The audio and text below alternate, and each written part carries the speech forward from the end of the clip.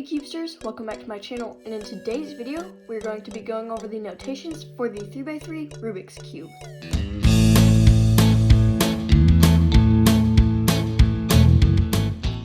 Before I get started, I'd just like to say that I hope everybody had a very happy new year, and I hope you get many PBs this year. Now, let's get into the actual notations.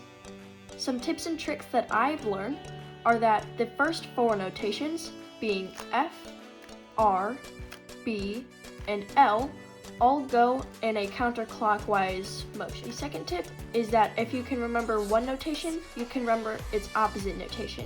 So for example, the right and left side notations would be opposite. If R goes away from you, then L comes towards you. If U goes to your left, then D goes to your right, and so on. Now, the actual notations. Each notation is short for a certain word. F being the front side, and it turns to the right. R, meaning the right side, and R always goes away from you. B, being the back side, which is opposite of F, and it turns to your left. L, being the left side, and it's the opposite of R, and it always comes towards you. U, being the upside, or the top, and it goes to your left.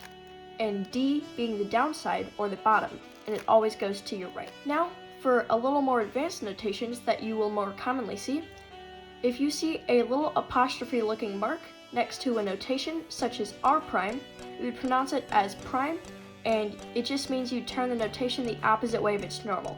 So if R normally goes away from you, then R prime comes towards you.